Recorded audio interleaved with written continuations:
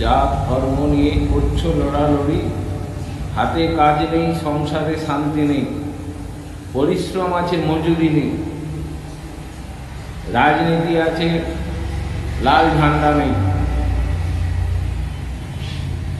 আছে ধর্মের ঝান্ডা, আছে জাতের ঝান্ডা, আছে ভাষার ঝান্ডা, নেই শুধু মজুরির ঝান্ডা। সমাজ আজ কোথায়?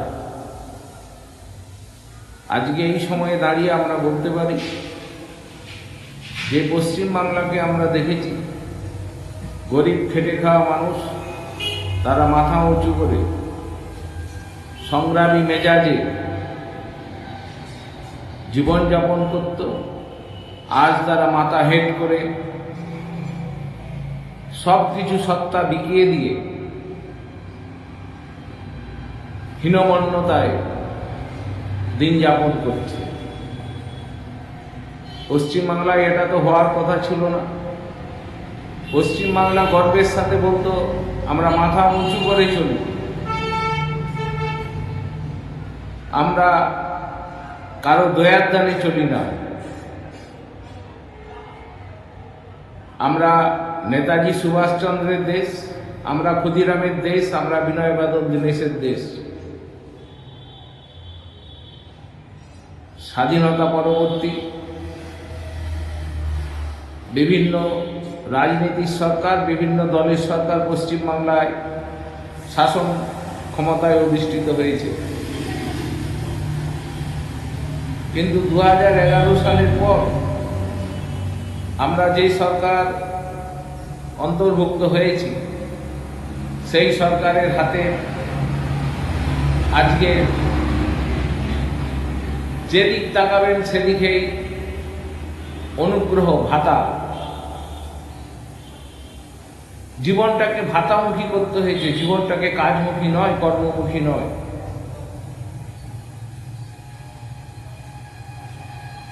প্রত্যেকটা গার্জেন তার শিশুকে মানুষ করতে গিয়ে এটা বুঝে গেছে, লেখাপড়া শিখে কিছু হবে না,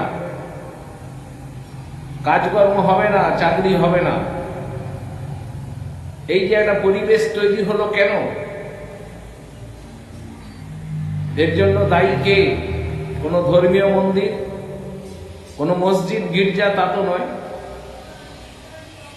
দেশটাকে, রাজ্যটাকে পরিচালনা করছে রাজনৈতিক দল, এবং এই রাজনৈতিক দলকে পরিচালনা করে কতকগুলি নেতা, এমএলএ, এমপি, মন্ত্রীরা। তাহলে তাদেরকে বাদ দিয়ে কি আপনারা সমাজে কিছু আলোচনায় বসতে পারেন? তা তো নয়।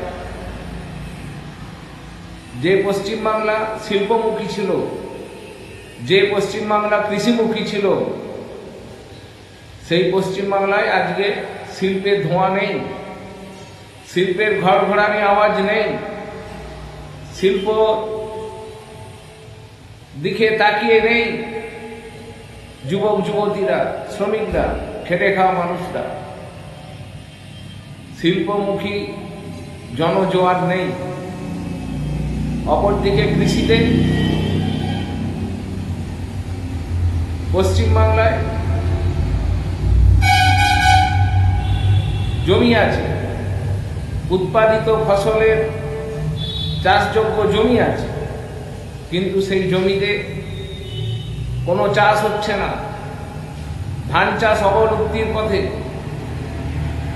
সবজি চাষ অবলুপ্তির পথে, আলু চাষিরা আজকে কাঁদছে। কেন এমন হলো? 2011 সালের আগে যে চাষিরা চাষ করবার জন্য একটা উন্মাদের মতো চাষকে ভালোবাসত, জমিতে দিনরাত পড়ে থাকত,